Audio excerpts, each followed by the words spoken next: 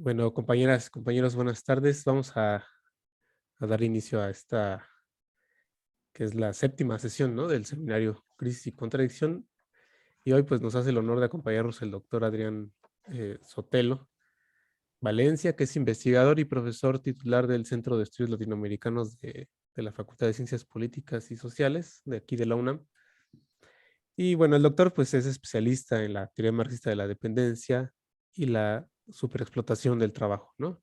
Así como especialista también, quizás el mayor especialista en el pensamiento de Rui Mauro Marini, por lo menos aquí en México, ¿no? Y bueno, sobre esto, sobre superexplotación, teoría marxista de la dependencia, ha publicado pues más de una docena de libros. Uno de los últimos es la versión al inglés de su trabajo Estados Unidos en un mundo en crisis, ¿no? Donde nos habla de la expansión del fenómeno de la superexplotación hacia las zonas centrales o no periféricas, ¿no? Del capitalismo.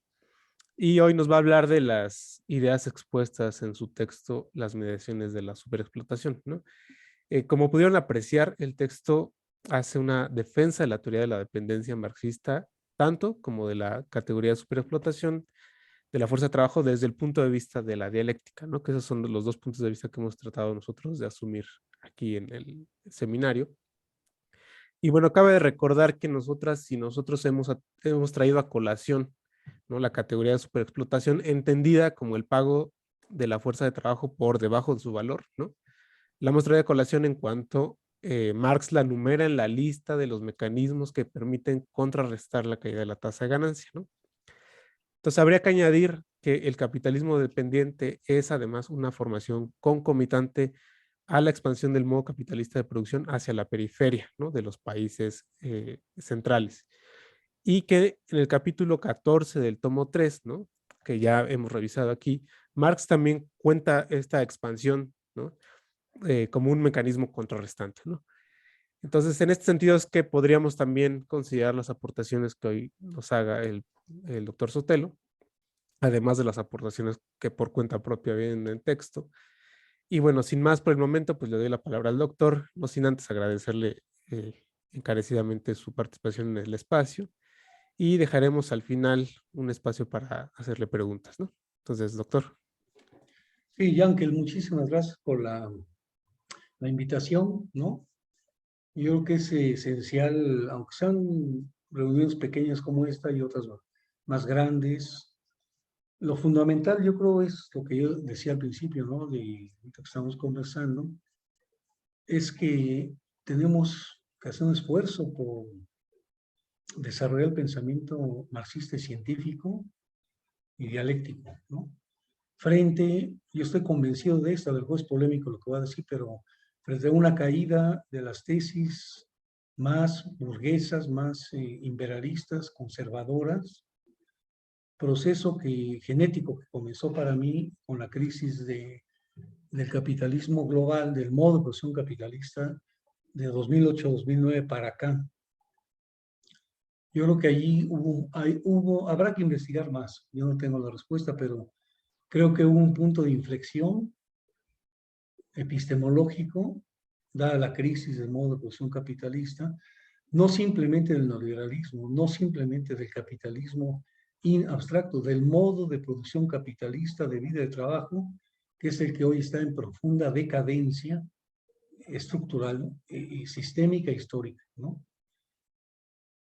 Y aquí está el aspecto del pensamiento. O sea, si nosotros como investigadores, como académicos, como investigadoras, estudiosas, estudiosos de lo social, humano, global, no hacemos este esfuerzo, pues ¿quién lo va a hacer? ¿No? Nadie. La derecha, los tanques del pensamiento, como decía, al estilo de Huntington, de Lipset, de Fukuyama, los ideólogos, ¿no? Ellos hacen su trabajo. Su trabajo consiste en, como decía Marx, fetichizar la realidad, invertirla, ¿no? Como dice Marx y Engels, ¿no? Y lo real, presentarlo como lo no real y lo no real como lo racional y real, o sea, hacer la inversión. Y nosotros tenemos que, siguiendo a Marx, pues, ponerlo de pie todo, ¿no? Otra vez para entender a partir del principio de contradicción dialéctica, más bien dicho, el principio de contradicción que presupone la dialéctica, entender que la realidad no es unidimensional, sino es multidimensional y que se mueve, se sintetiza en función de la categoría de totalidad. Por lo tanto, y aquí entraré un poco a comentar mi tema, por lo tanto, una totalidad dialéctica, como la plantea, por ejemplo, Karel Kosik, en aquel libro, ¿no? Dialéctica de lo concreto, y yo creo que hoy es un libro que hay que rescatar, del checoslovaco Karel Kosik, de un físico cuántico norteamericano, David Bohm, que escribe un libro que se llama Totalidad y Orden Implicado, claro, aplicado a la física cuántica. Él trabajó con Einstein, ¿no? Entonces es una gente calificada, digamos, ya murió. Y los mismos textos de, por ejemplo, dialéctica de la naturaleza, etcétera, donde la categoría de totalidad es unidad de múltiples determinaciones y relaciones, pero que están mediadas, ¿no? Por eso ahí la categoría de mediación, de la cual voy a hablar después, porque califiqué bauticé, digamos, esta ponencia como justamente en las mediaciones de la superexplotación, ¿no? Mediaciones. Hoy te voy a explicar un poquito el tema, pero me parece que es muy importante trabajar esta dimensión, porque si bien es cierto, hay una recuperación a nivel mundial del marxismo, ya lo platicamos con los textos de Roberts, lo vemos, por ejemplo, en el campo de cómo está floreciendo como la espuma del mar la teoría marxista de la dependencia, que ya no deberíamos de hablar de una teoría marxista de la dependencia, porque esta ya no más hay una. Ya la teoría de Cardoso, de los eclécticos, yo le llamo beberiano, la teoría reformista de la dependencia, de Faleto, de la CEPAL, ya eso ya desapareció, ya no existe. Lo que se llamó el enfoque de la dependencia, cuyo padre teórico pues, era nada menos que Fernando Enrique Cardoso, en aquel texto del 69, ¿se acuerdan? Sobre dependencia y desarrollo en América Latina, que digo, es un clásico, hay que leerlo, pero que, por ejemplo, Vane Van Birra, desde la teoría marxista de la dependencia, criticó con bastante éxito en su momento, en un libro de Vania que se llama El capitalismo dependiente latinoamericano. Francisco Befort, toda esa corriente, ¿no? Y ya más, los más estructuralistas cepalinos como Aníbal Pinto, Fernando Fan Silver, aquí en México Víctor Orquídez y otros.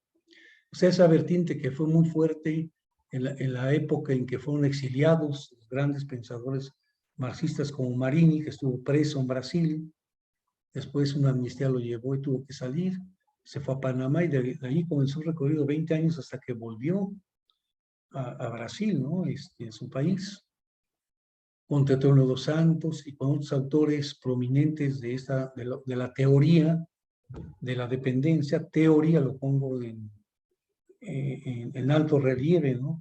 Con mayúscula, porque los otros siempre negaron la posibilidad de hacer una teoría de la dependencia, decían que no era así, que bastaba tener un enfoque de la dependencia y con eso era suficiente. Claro, para mantener sus marcos teóricos, metodológicos, analíticos, conservadores, beberianos, funcionalistas, keynesianos o neoclásicos, analizando el tema de la dependencia como un tema más. En cambio, la parte fundacional de la teoría de la dependencia, que esta se origina en el campo político en Brasil justamente, tiene como fin erigir la dependencia como una teoría. No se apreció mucho, ni se aprecia en la actualidad. Es un primer punto que me parece importante. Entonces, la categoría, vuelvo otra vez, de totalidad tiene múltiples mediaciones.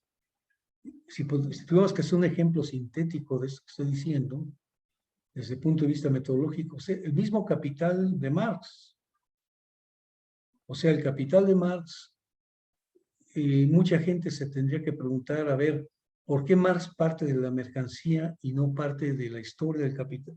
Desde la época de los romanos o desde antes, hacer una historia por periodos, ¿no? Para llegar después al capitalismo.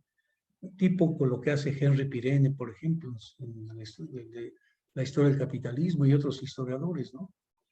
Justamente porque Marx, cuando trabaja el concepto de mercancía, dice que esa es la síntesis de la sociedad burguesa contemporánea, Marx, un punto. El elemento más abstracto es el más concreto, porque contiene el todo en embrión, digamos. Y lo que va a hacer Marx, a mi modo de ver, es desdoblar esa categoría y construir el tomo 1, el tomo 2, el tomo 3. Y antes tuvo el ensayo, digamos, los borradores de los Grundrisse. Aunque aquí quiero aclarar que hay teóricos que dicen que Marx no redactó directamente el tomo 2 y 3 del Capital. Cuestión que, pues, digo, es irrelevante, porque si no lo redactó porque murió, pero sí los escribió él. Y quien organizó los textos fue Engels, ¿no? Entonces, tan es así que, por ejemplo, Rosdolsky, en su Génesis del pensamiento económico de Marx, sobre los Grundrisse, dice que el famoso libro de Marx, capítulo 7º, inédito, es como el eslabón entre el tomo 1 y el tomo 2 del Capital, y sí es cierto. En ese libro, Marx resuelve una serie de problemas que están presentes en el tomo 1, por ejemplo, lo que es el trabajo productivo e improductivo, y 2, lo que es el obrero individual y el obrero colectivo. Y con eso Marx da un salto de cualidad brutal para contemporaneizar el marxismo y las categorías, ¿no? Por ejemplo, él corrige el capítulo 14 del primer volumen en el sexto inédito para decirnos que hoy dice, ya trabajo productivo no es solamente el trabajo que produce plusvalía por el obrero individual, sino que ahora es el obrero colectivo global, ¿no?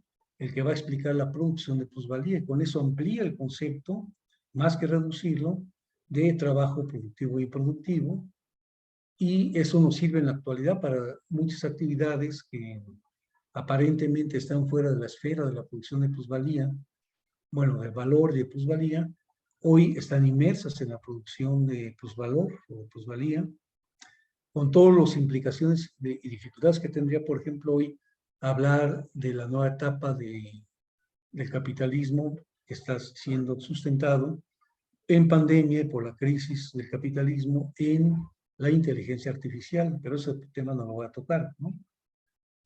Vuelvo entonces al tema. Efectivamente, ¿por qué las mediaciones? Bueno, aquí hay una cuestión importante.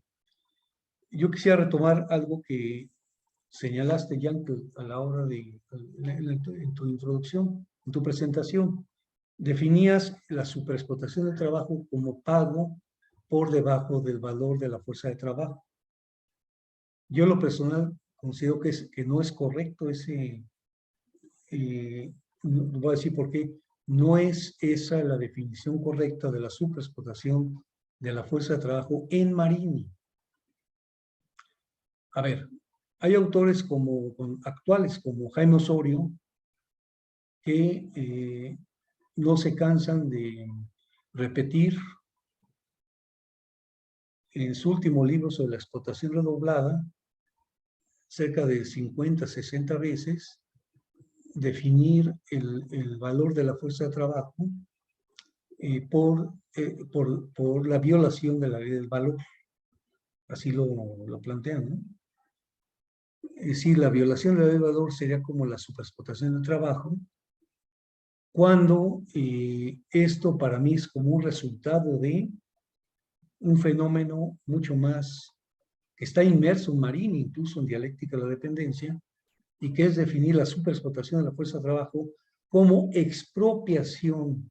Ojo, verbo expropiar, el sustantivo expropiar también expropiación de parte del valor de la fuerza de trabajo y del tiempo de trabajo socialmente necesario para la producción y reproducción de dicha fuerza de trabajo. Ustedes dirán, bueno, esto es un problema de palabras. No. ¿Por qué? Porque la primera premisa parte de que prácticamente que hay una sistemática, es decir, la ley del valor trabajo de Marx no funciona en la economía dependiente, porque no estaría funcionando como ocurre en los centros, donde habría esa premisa que Marx plantea en el Capital de la correspondencia entre el precio de la fuerza de trabajo y su valor.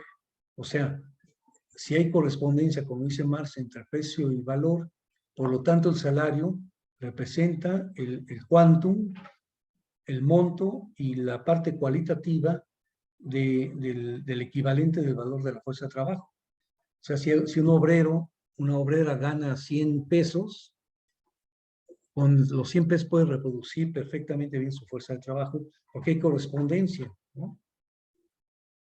¿Qué es lo que dice Marini en dialéctica? Cuando explica él lo que es la superexplotación del trabajo, él dice, y lo sintetizo porque si no me alcanzará el tiempo, dice, superexplotación del trabajo es un modo o régimen que articula la producción de plusvalía absoluta, de plusvalía relativa, y la expropiación de parte del fondo de consumo de los trabajadores, que es a lo que alude Marx en el tomo 3 como una causa que contrarresta la caída de la tasa de ganancia. Pero ¿por qué Marx saca, o sea, por qué no saca?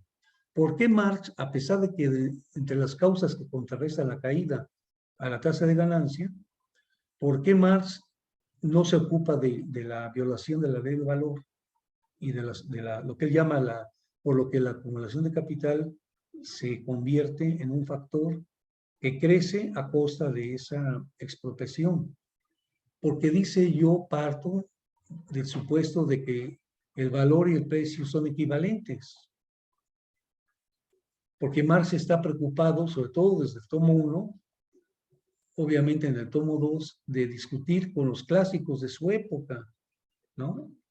Sobre todo Smith, Ricardo, etcétera, para demostrar que el surplus, la plusvalía, no surge de la esfera de la circulación y del mercado, sino surge de la propia base material de la reproducción y de la producción de mercancías.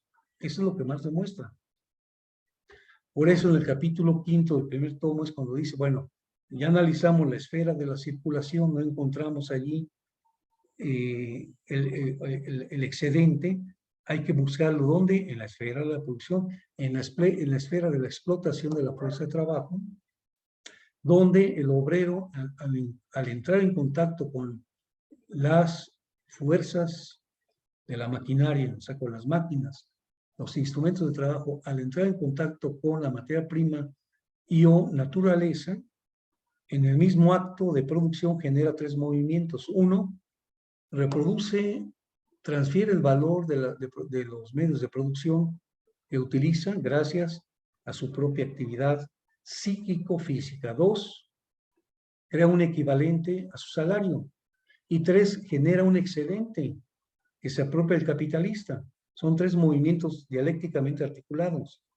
Por lo tanto, a Marx bastaba en el Capital para llegar, como dice Rosdolsky, a su tesis central, sin lo cual, creo yo, el marxismo hubiera quedado trunco, que es la ley de la caída de la tasa de ganancia.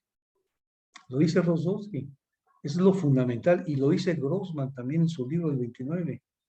Lo fundamental en Marx es de haber descubierto la tendencia, la ley de la tendencia a la caída de la tasa de ganancia. Porque lo otro era mucho más descriptivo, ¿no? Que analítico. Bueno, ahí queda la cosa. Pero Marini, ¿por qué para una economía dependiente parte justamente de lo que Marx no retomó en el tomo 3? Marini lo coloca como el eje angular, el núcleo duro de su teoría de la dependencia. La respuesta es esta. La respuesta está en el método que utiliza Marini, que él, y aquí hay una incomprensión, hay polémica sobre esto. Marini dice, a ver, nosotros tenemos que partir de la esfera del mercado mundial. ¿Por qué? Porque vamos a analizar una región de la periferia del capitalismo que está subordinada, que Marini parte del mercado mundial, o sea, el mercado mundial en el sentido del ciclo del capital, ¿no? O sea, del ciclo del capital, dinero global, ¿no? Y acuérdense ustedes que el capital dinero, mercancía, dinero incrementado, en sus desdoblamientos, en algún momento pisa los terrenos productivos. O sea, no es enteramente, eso lo trabaja Marx en el tomo 2, no es enteramente capital dinero, puro dinero, sino hay el incremento del dinero es porque en algún momento el dinero compra medios de producción, fuerza de trabajo, desencadena un ciclo de producción, genera mercancías, la venta de las mercancías genera dinero incrementado, entonces eso explica el ciclo. Pero las antípodas son el dinero, distinto al capital mercancías, que es la mercancía, o el capital productivo, que es la producción. A ver, esta tesis no la han tenido muchos autores. Por ejemplo, que ahí calificaron a Marini de ser circulacionista. ¿Quién de ellos? Cito un autor, Pierre Salama, en un libro que sacó en aquella época, después, en los años 70, 70 y finales de los 70, el proceso de subdesarrollo de Pierre Salama, en donde él califica a Marini de haber errado por no partir de la esfera de la producción,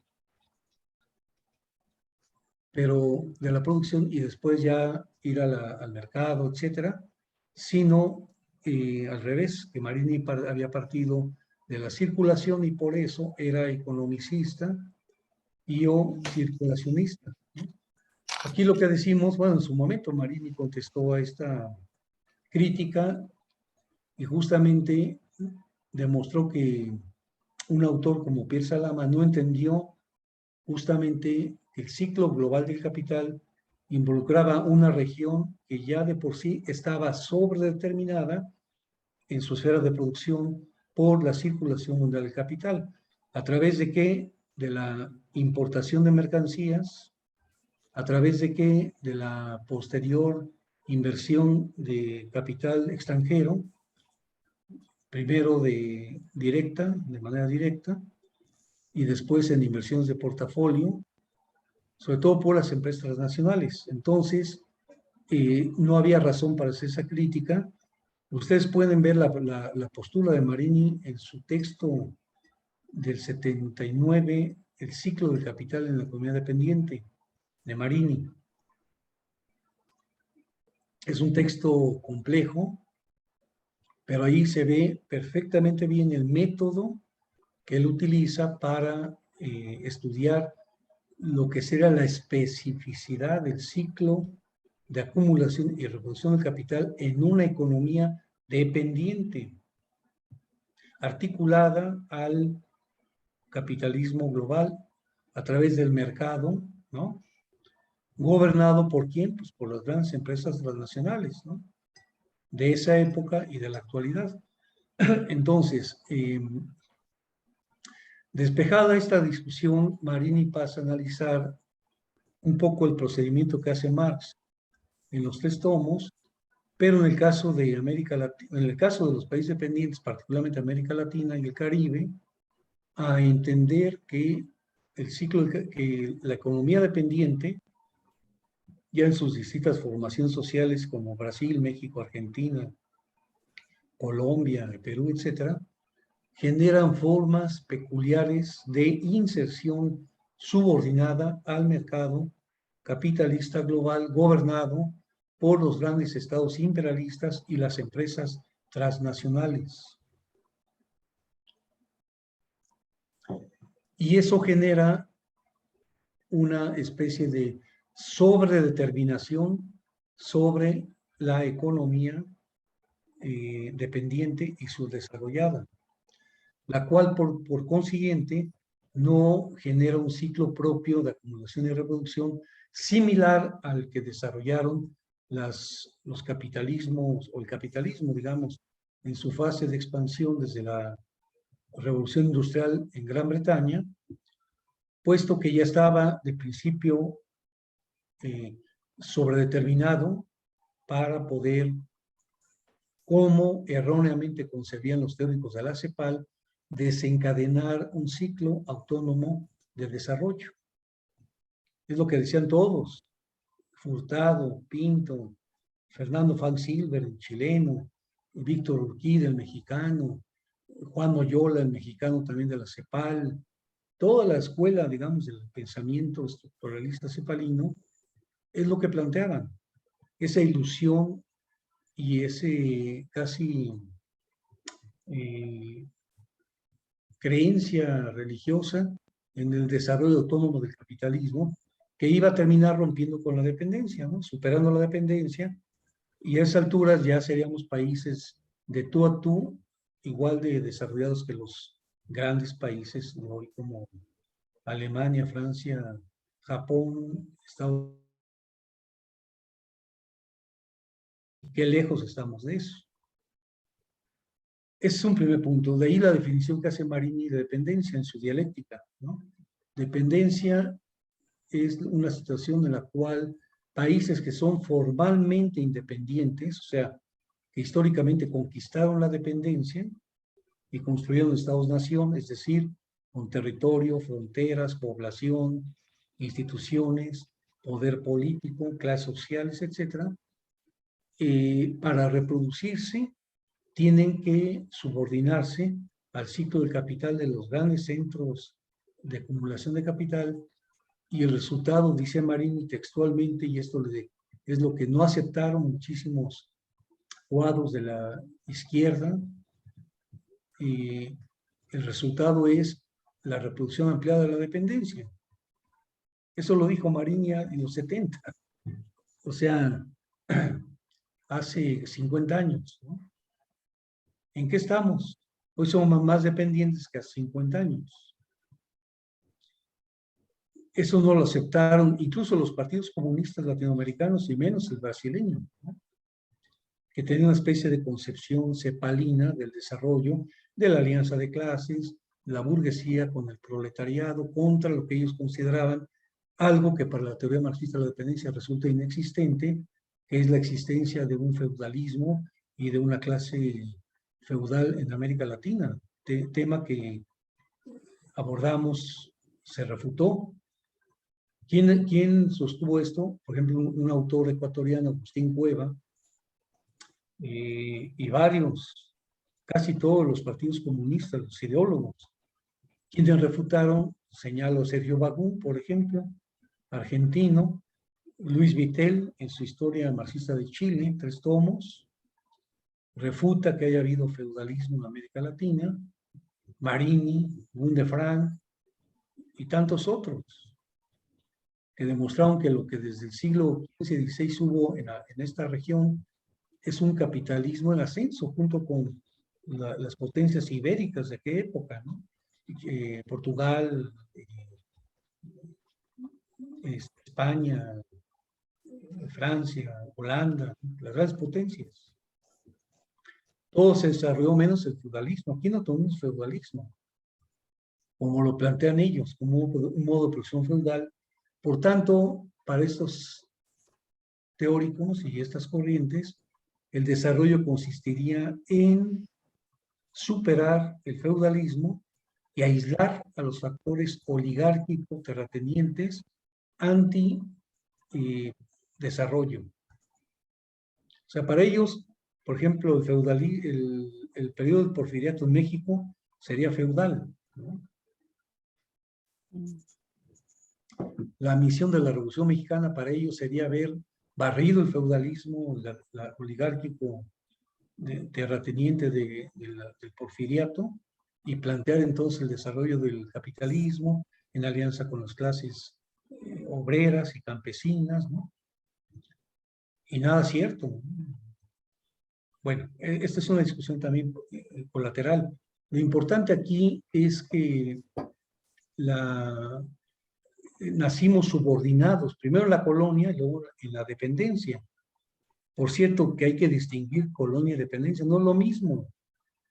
Como dice Marini, aunque hay una situación de continuidad, no es lo mismo. En la colonia no hay Estado-nación, por ejemplo. No hay territorios, ¿no? Las poblaciones son, ¿cómo se dice? Son, no sé, no encuentro la palabra, son intercambiables. Por ejemplo, la población, ¿cuál era la población en el Alto Perú, no? O de Venezuela en la línea que demarca con Colombia, hoy con Colombia, con Brasil.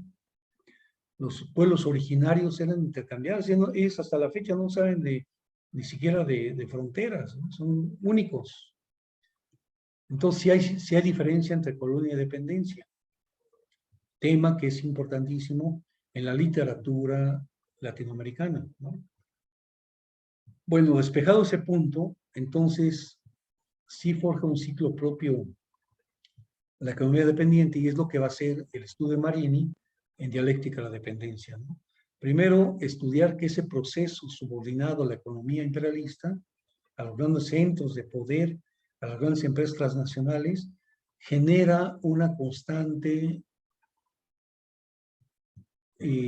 transferencia de valor y de plusvalía a los centros. Tema que, por cierto, colateralmente fue discutido en Francia por Aguirre Manuel, Berthelin, Samir Amin, de aquella época hay otro autor francés, no recuerdo su nombre, que están compilados en ese libro de Pasado y Presente, que es la discusión pionera que desarrolla Aguirre Manuel sobre el intercambio desigual, y donde ya hay un mérito por lo menos de colocar que el intercambio desigual no son diferencias nada más habidas en el mercado, en los intercambios, sino ya son debidas a intercambiar más trabajo por menos trabajo. Entonces ya entra más en firme en el terreno la ley del valor trabajo, y por ende en las contradicciones que genera. Entonces Marini responde para América Latina que lejos de haber desencadenado, porque no pudo, un mecanismo estructural de autodesarrollo por la industrialización latinoamericana, América Latina no pudo desarrollar, ampliar el mecanismo de la producción de posverdad relativa, como ocurrió en los centros, para poder resolver el tema de las transferencias de valor y retener lo que decía, por ejemplo, Raúl Prebisch, retener los frutos del progreso técnico. Por el contrario, la burguesía latinoamericana, que Gundefranc llama, por ejemplo, lumpenburguesía, Marini, burguesía dependiente, Cardoso, burguesía asociada, fórmula que a mí no me gusta porque no veo que las burguesías latinoamericanas estén asociadas, más bien están subordinadas a las burguesías imperiales. Marini coloca que en vez de haber desencadenado un ciclo, por decirlo así, propio de revolución industrial, que a la moda de América Latina fue lo que se llamó industrialización por sustitución de importaciones para el mercado interno, la asociación en el bloque de poder de la burguesía fue amalgamarse en un bloque de poder para superexplotar la fuerza de trabajo de los trabajadores y las trabajadoras de América Latina y del Caribe. Es decir, recurrir más a la explotación de la fuerza de trabajo que al aumento de la productividad vía desarrollo científico-tecnológico. Ahora bien, este tema también fue motivo de controversias. Por ejemplo, muchos autores como mismo Cardoso o Beaufort u otros, el mismo Enrique de la Garza en la UAM, que tanto atacó en vida a Marini, no entendieron este procedimiento, siempre confundieron lo que era la posverdad relativa, la posverdad absoluta y la superexplotación de la fuerza de trabajo. Marini lo que plantea es que no haya desarrollo de la posverdad relativa. Claro que lo hay, pero estrechado, sobredeterminado por las otras formas de producción de plusvalor, como son la plusvalía absoluta, es decir, la prolongación de la jornada de trabajo, La intensidad del trabajo, cuando esta opera solamente una rama, es plusvalía absoluta. Cuando se generaliza el sistema, es plusvalía relativa, y por ende, y además por la expropiación, vuelvo a recurrir al concepto, al verbo expropiar, que los tres mecanismos, es lo que dice Marini, constituyen una superexplotación de la fuerza de trabajo que en la vida real se traduce en una baja de los salarios por debajo de su valor. Se fijan ustedes, es distinto como efecto de las causas. Por lo tanto, es completamente operable en una economía dependiente, subdesarrollada y atrasada de la ley del valor trabajo de Marx. Es lo que yo quiero demostrar. ¿Me explico? Es decir, el punto de partida es ese, ¿no? El resultado es en contra de las clases trabajadoras, porque el capital resuelve sus temas de circulación, es más, sus problemas de realización, de crisis de realización, desarrollando la esfera de consumo de los sectores de demanda efectiva, como dice Keynes, o sea, de las clases medias altas y de las burguesías, y el mercado mundial, y queda resuelto. Y todo el desarrollo científico-tecnológico se concentra en las ramas del sector 2, productor de medios de lujo, tanto de medios de producción como de medios de consumo. Ahí se concentran, digamos, el progreso técnico, la revolución científico-técnica, los desarrollos de la propiedad del trabajo, etcétera, y la suerte que queda para las clases trabajadoras y las mayorías es reproducirse en el capitalismo dependiente en base a ramas que generalmente, y cualquier análisis sociológico de la industria de cualquier país subdesarrollado demuestra que son ramas de baja composición orgánica del capital, que son lo que hoy se llama micro, medianas y pequeñas empresas, que son, y en el campo, las pequeñas las tierras, los artesanos, que son de donde la clase obrera, el proletariado, las clases populares reproducen tanto su fuerza de trabajo como su propia vida, ¿no? Su reproducción. Por lo tanto, el capitalismo se concentra predominantemente en los sectores nucleares que están íntimamente vinculados al mercado internacional. Nada más hay que ver cuál es la estructura del comercio exterior de las naciones dependientes y subdesarrolladas. Son países que generalmente, históricamente, exportan para el mercado mundial, aunque haya hambre y miseria en las sociedades subdesarrolladas, ¿no? Pero la burguesía latinoamericana encontró la clase, el mecanismo idóneo, las empresas, el capital, que es explotar más a la fuerza de trabajo por medios o sea, articulando los tres mecanismos, alargando las jornadas de trabajo. Por ejemplo, hoy México es de los países que más trabajan en el mundo, porque si tú trabajas 8 horas a salario mínimo, no te alcanza ni para comprarte un kilo de tortillas. Y yo le remito a los estudios que hace el Centro de Análisis Multidisciplinario de la Facultad de Economía de la UNAM. Ahí tienen todos los estudios en Internet. La fuerza el salario mínimo contra lo que ellos llaman la canasta obrera indispensable. Hay un desfasamiento brutal. Y más ahora, en 2022. Entonces, hay una transferencia constante de valor y de plusvalor desde las clases populares, desde los trabajadores, de la plusvalía producida, hacia la esfera de desarrollo de consumo de lujo, de bienes de capital. Por ejemplo, hoy en día, donde se desarrolla y despliega la inteligencia artificial, las plataformas, el Big Data, los aplicativos, etcétera, ¿no? O sea, ahí está. Y son las ramas, ustedes lo pueden ver, son las ramas que más han crecido en pandemia en 2 años. Han hecho súper billonarios a los que eran billonarios antes de 2019, a costa de la pérdida de empleos, sobre todo empleos integrales, como apunta, por ejemplo, el 8º informe de la OIT, que está en Internet, la COVID y el mundo del trabajo, 8º informe, algo así se llama, está en la red. Vean los datos, son espeluznantes de todas las pérdidas de empleos de tiempo completo que ha habido en pandemia en todo el mundo, en todo el planeta.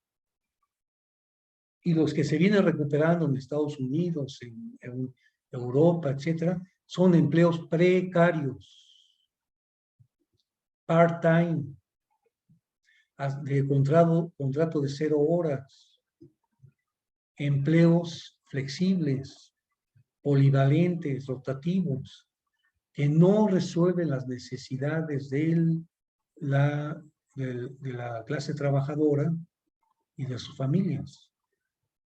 Está probado. Tan es así que hemos llegado a situaciones tan graves como en Estados Unidos, que según datos oficiales, dado los bajos salarios, más que bajos salarios, el bajo poder adquisitivo del salario real en Estados Unidos, 40 millones de trabajadoras y trabajadores han renunciado a sus empleos. En plena época actual de crisis, lo que hoy llaman las cadenas de suministro y de valor. En Estados Unidos, lo mismo ocurre en Europa, y se va a agudizar ahora con la llamada guerra en Ucrania, que por cierto ya está aumentando la inflación. Fíjense, la inflación en Estados Unidos, el dato que escuché yo en la mañana, es que tiene el nivel que tenía en 1995, casi el 10% en Estados Unidos. Es una brutalidad. Está súper explotando la clase obrera y deteriorando su consumo de las familias en Estados Unidos. Los despojos de gente que no puede pagar la vivienda son todos los días. Los puentes, abajo de los puentes están llenando de gente que tiene que vivir en la calle. Ese es Estados Unidos. Claro, mientras el imperialismo, su clase dominante, están derivando enormes recursos para la guerra, para sufragar la guerra a los nazis en el régimen ucraniano y a la OTAN, ¿no? A costa del pueblo norteamericano. Es decir, en el caso de los países dependientes, y esta es la síntesis de Marini dialéctica, es la superexplotación de la fuerza de trabajo que se constituye en un mecanismo sistemático y permanente de su ciclo de capital. Este es un primer punto. ¿Por qué las mediaciones de la explotación? Esto tiene que ver con una discusión teórica, política e ideológica, ¿no?, que hacemos. Es algo muy particular, muy peculiar, diríamos. Desde que surgió la teoría de la dependencia ha sido fuertemente atacada por tirios y troyanos, ¿no? Pero una gran parte de la carga de las críticas se concentró y se concentra en tildar de economicista y circulacionista la teoría de la dependencia Marini, por las causas y las definiciones que acabo de explicar, ¿no? Lo que estamos respondiendo es que estas críticas, sobre todo elaboradas por gente como Cardoso, por ejemplo, en su momento Francisco Befort, un gran séquito de intelectuales brasileñas también, venían en esa tónica, ¿no? Y lo que explicamos es que la categoría de la superexplotación del trabajo es una construcción abstracta de una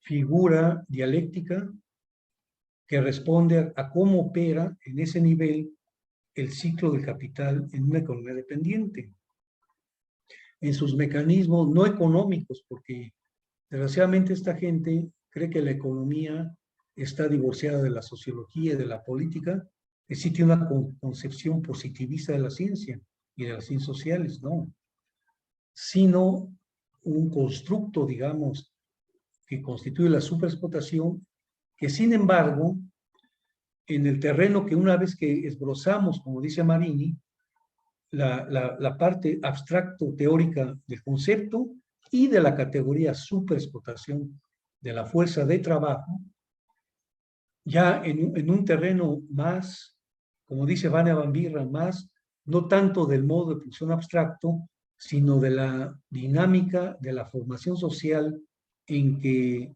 esta opera la superexplotación. Aquí entonces no se puede entender ni sostener dicho concepto, sino es a partir de que tiene ese funcionamiento a partir de mediaciones que la constituyen.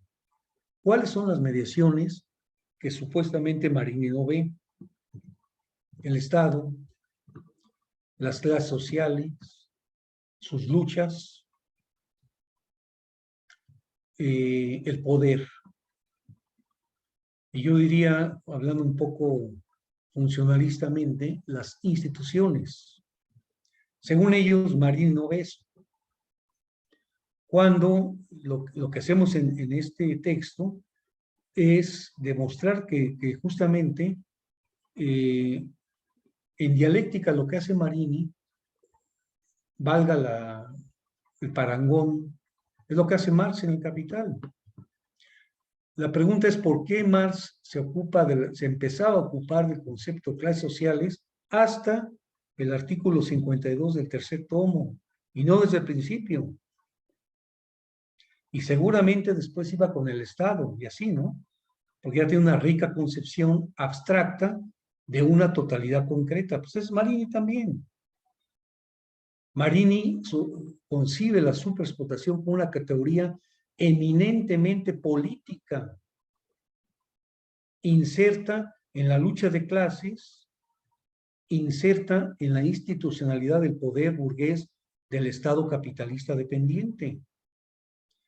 No puede existir un solo día, y además la ideología, no puede haber superexplotación de la fuerza de trabajo en una fábrica si primero el obrero y la obrera no han sido, como decía justamente en los manuscritos económico-filosóficos Marx, enajenada la clase obrera, convencida, ¿no?, de que ni siquiera consciente, digamos, de la superexplotación del trabajo que está sometida la clase, ¿no?, la clase obrera.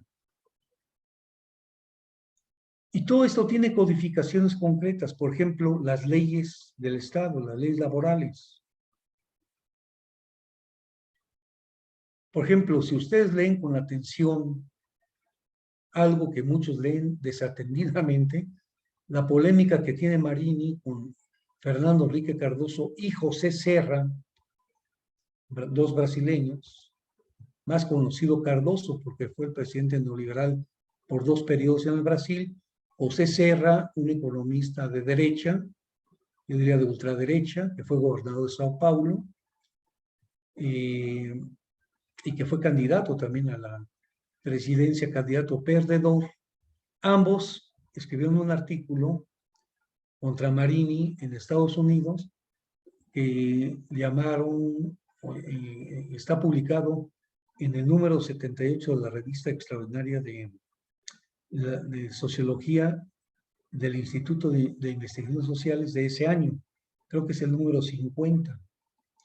Cardoso y Serra escribieron un libro que se llama, no recuerdo ahorita el título, por ahí lo tengo, contra Marini y contra la teoría de la dependencia.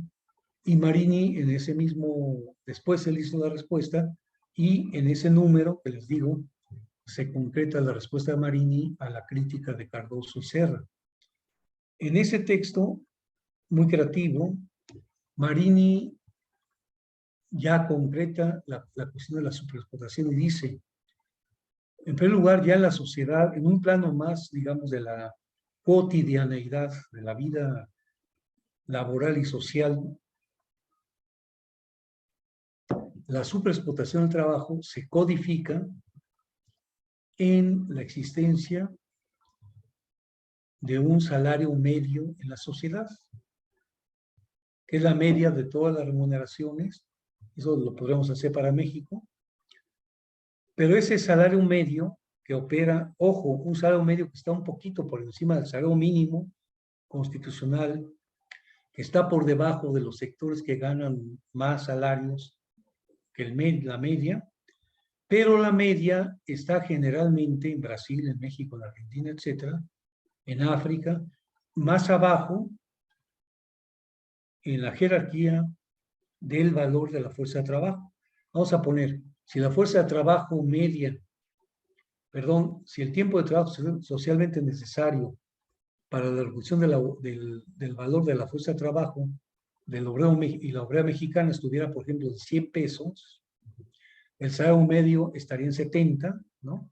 El mínimo estaría en 40, y claro, hay sectores de las clases obreras que ganan por encima de 100, ¿no? 140, 150.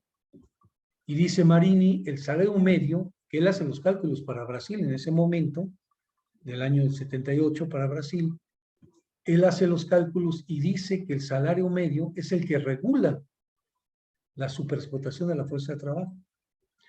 Por un lado, interactúa para que el salario mínimo de abajo no aumente y rebase a la media.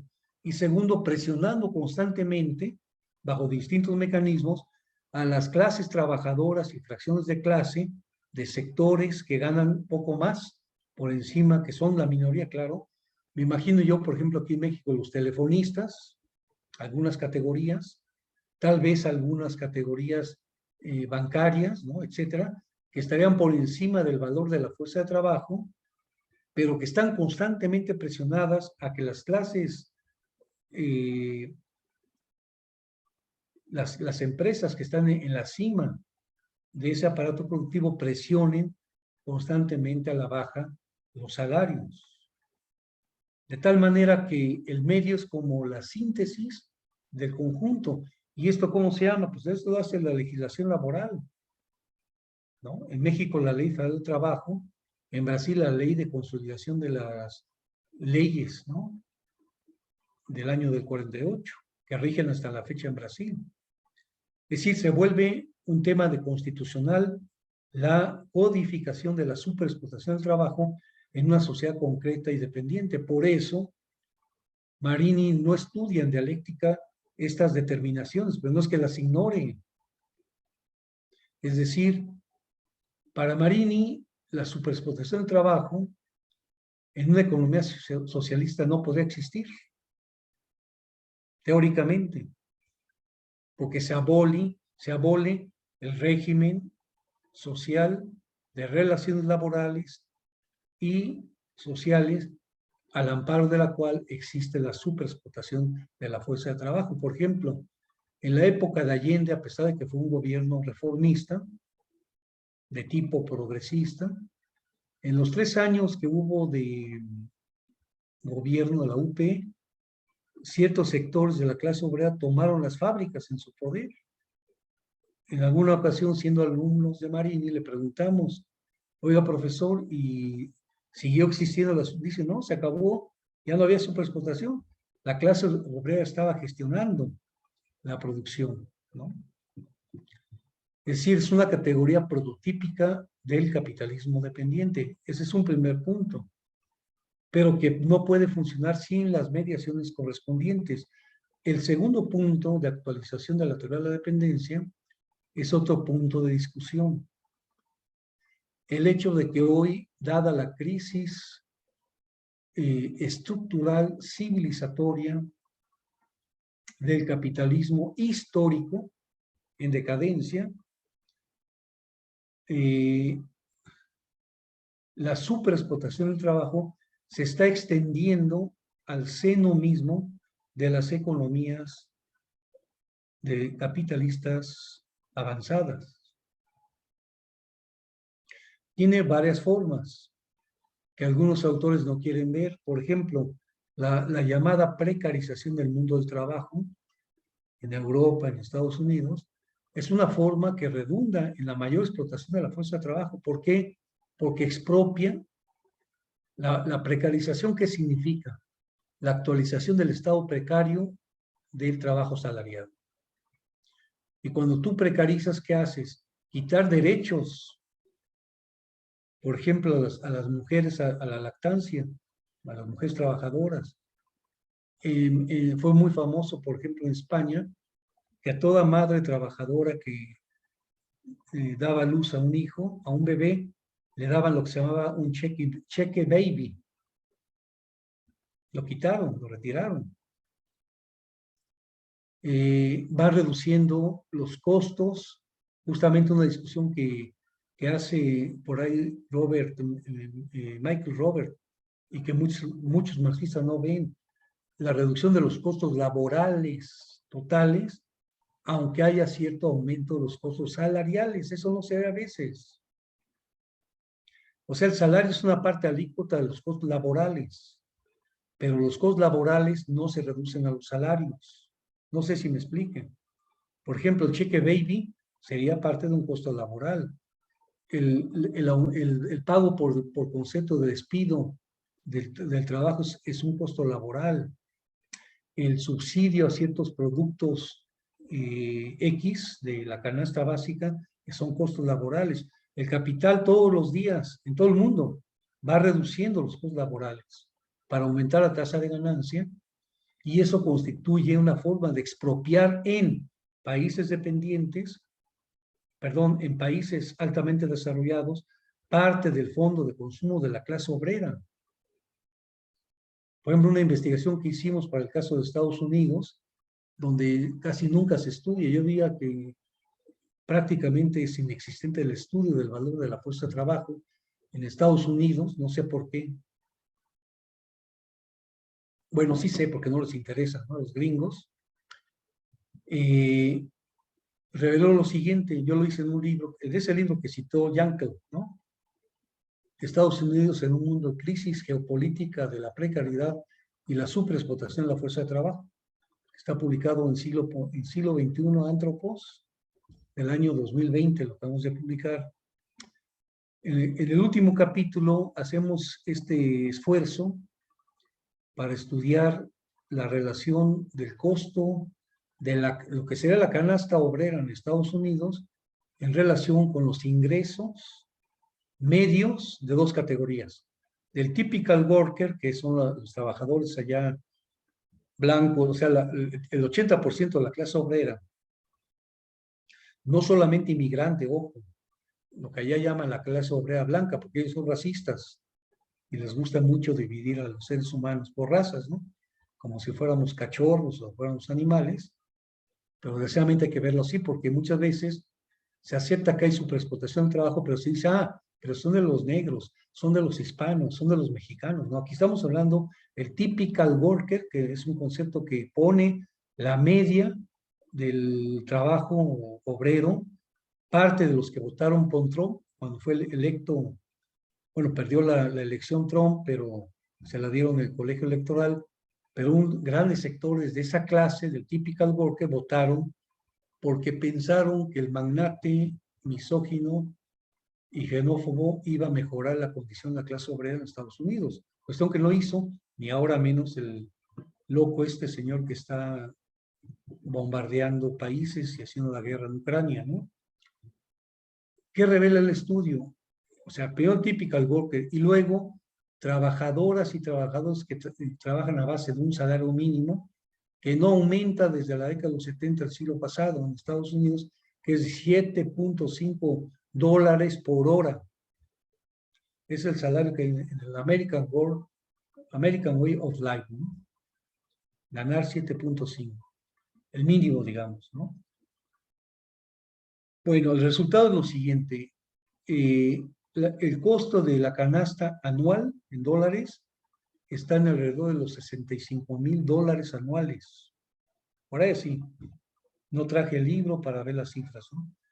El typical worker obtiene una renta anual salarial de unos 30 y tantos mil dólares, creo que 35, y los de abajo, o sea, los del salario mínimo, suman alrededor de $16,000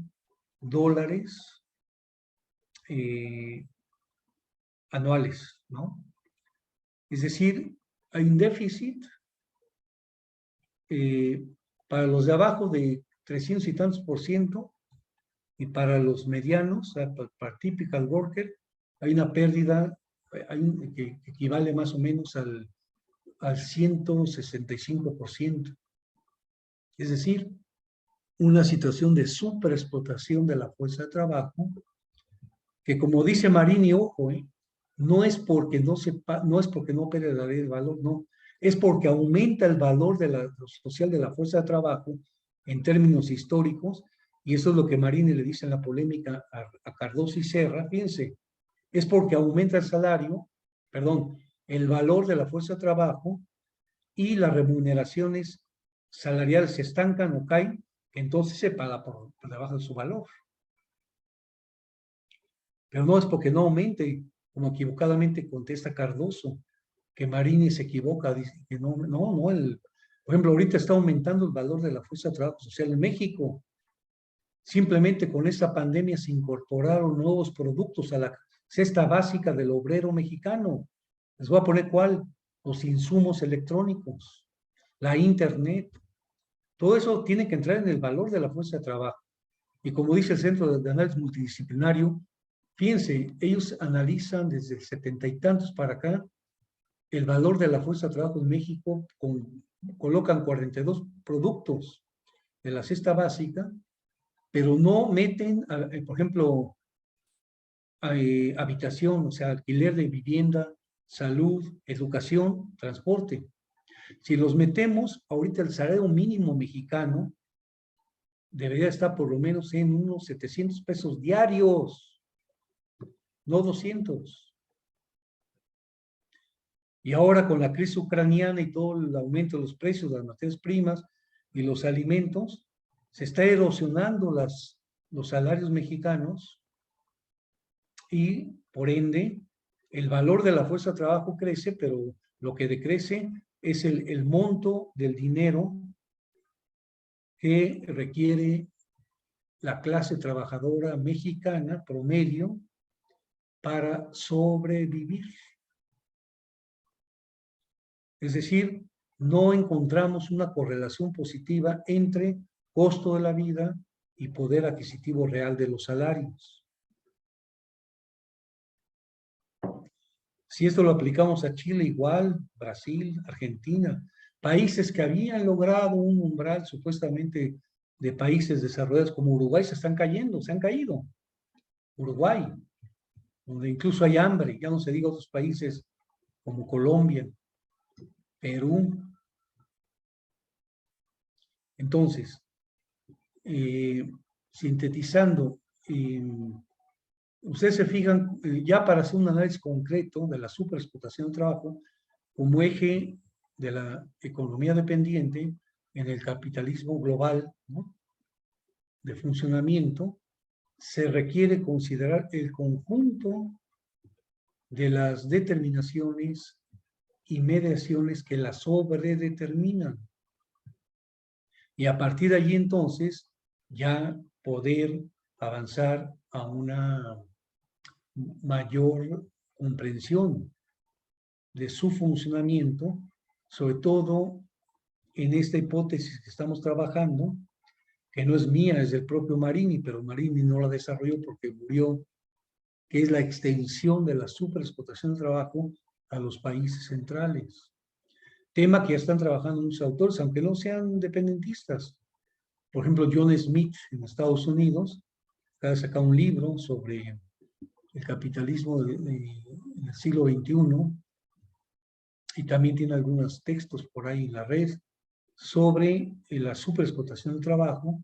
Claro, la mirada locos que ellos tienen desde Estados Unidos, pero otros autores también vienen trabajando el tema, y como yo decía, que hoy más masivamente se ha aprehendido con H intermedia bajo el concepto de precarización del trabajo, pero ya una vez descomponiendo el concepto de qué es precarizar y qué es precarización, ya lo entendemos, o sea, lo conectamos metodológica y teóricamente con la superexplotación, porque el resultado de precarizar al obrero, a la obrera, al joven, al niño, a la niña, redunda en superexplotarlo. Por ejemplo, muchos dicen, es que estamos en la época de la inteligencia artificial. Ah, sí, pero no hay productos inteligentes como smartphones o computadoras si no hay minas de litio, de cobalto, que estén súper explotadas por, sobre todo por los hijos de la clase obrera minera, ¿no? Los mineros, las mineras. Es decir, esa interacción dialéctica, como dice Ricardo Antunes, compañero brasileño, profesor, investigador, de los grandes talentos marxistas actualmente en Brasil, no existiría esta llamada inteligencia artificial. Todo el mundo cree que vino del cielo, o de Topos Uranos de Platón, ¿no? No, vino de las minas y se reproduce por la fábrica digital. De eso acabamos de terminar una investigación también que vamos a publicar desgraciadamente en Estados Unidos, porque aquí no hay chance, ¿no?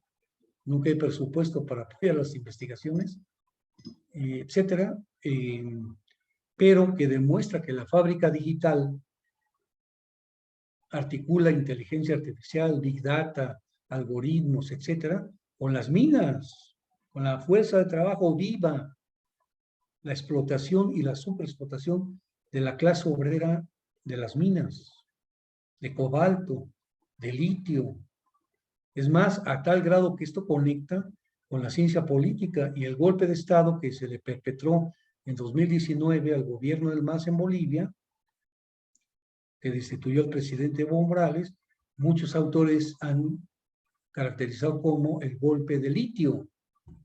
Estados Unidos quiere litio para ellos, porque proviene de tierras raras, y aunque hay en Argentina, en Chile, y la mayor concentración está en China, de ahí la actual guerra entre el imperialismo gringo y China, comercial.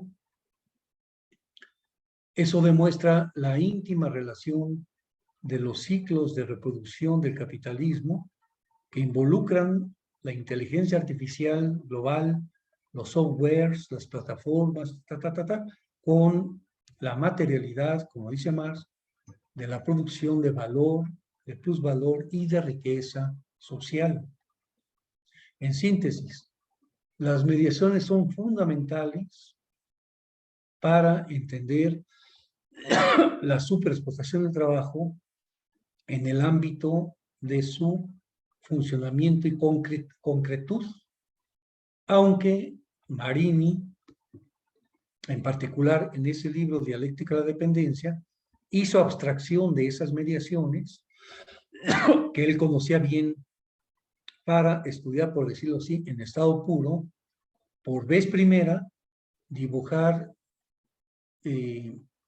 teorizar en función del capital, en función de la teoría del imperialismo, teorizar las leyes que rigen, como dice Vane Van Birra, las leyes que rigen el desarrollo del capitalismo dependiente en regiones que se estructuran dentro o en el entorno de la periferia del sistema y del modo de producción capitalista gobernado por los países del capitalismo avanzado e imperialistas, ¿no? Pues aquí lo dejaría, Yankel, para hacer una primera ronda, ¿no? Gracias.